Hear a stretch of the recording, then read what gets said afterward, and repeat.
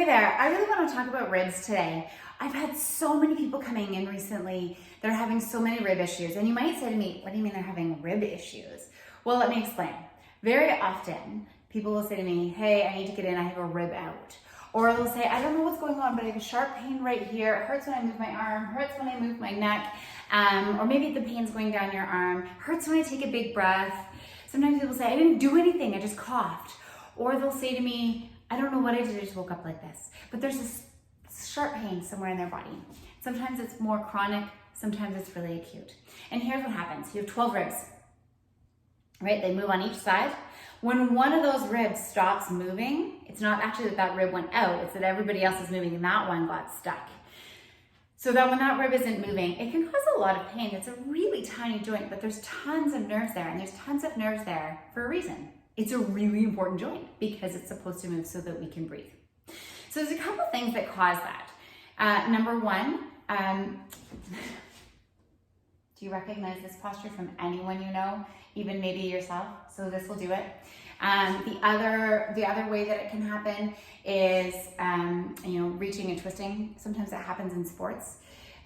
Sometimes for some people, they actually don't breathe using their ribs. We see this all the time. One of the things we measure on that first visit is chest expansion. So we're testing how are those ribs moving.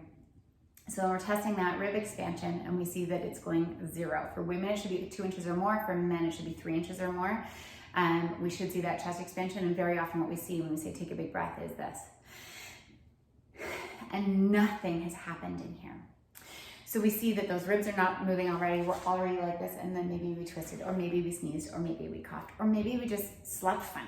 Now, I do say to most people, we do more funny stuff during the day than we do at sleep. We're pretty boring during the sleep. So typically it's something that's happened during the day, and then just over the course of the night when we're resting and not moving, then we start to notice it. Anyway, back to that rib.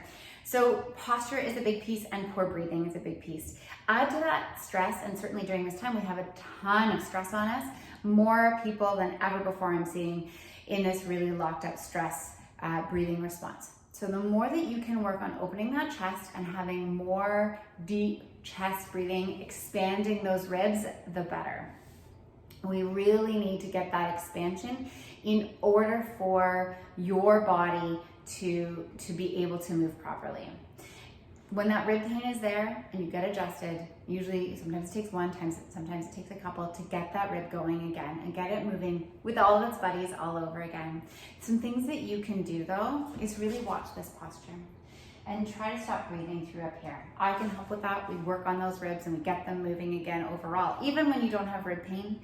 But getting that chest expansion and getting that to change can really make a big difference. So pay attention if you're breathing up here or if you're breathing through your ribs and through your chest. That's one of the biggest things, and I'm seeing it all the time because of all the stress and all the slouching at homemade desks and just simply how tight we all are. I'm going to give you one thing that you can do at home to help with that pain. Okay, so here we are. We've got this rib pain. And here's my trick for it. What you're gonna do is at the level of wherever that rib pain is, your spine is the vertical and this towel is gonna be the horizontal. So what you're gonna do is you're gonna take your towel, you're gonna roll it up, whatever thickness feels good. Sometimes those big rollers feel like a little bit too much, so I like just a towel. This is just a baby blanket, so it's not quite as much. You're gonna put it at whatever level those ribs are bothering you and then lay down on it. So you can shuffle it around and move it around however it works for you, but that towel is gonna be rolled up across where that rib hurts. Sometimes it helps to have an arm up or out or down, whatever is easiest for you. And just spending, sometimes it's 3 minutes laying there taking some nice big breaths. Sometimes it's longer laying there taking those big breaths, but having that underneath you to support movement, encourage movement of that rib can be really helpful. So I hope that that's helpful for your rib. Just remember that behind that rib pain, there's something that started it. It wasn't the cough. It wasn't that reach. It wasn't that poor sleep. There's something going on when your ribs aren't moving. It's your signal to take care of yourself. It's your signal to get checked.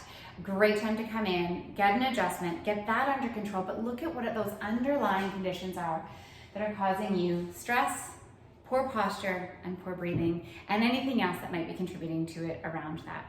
Always happy to help and keep your vitality, your spine, your nervous system, your brain at your best.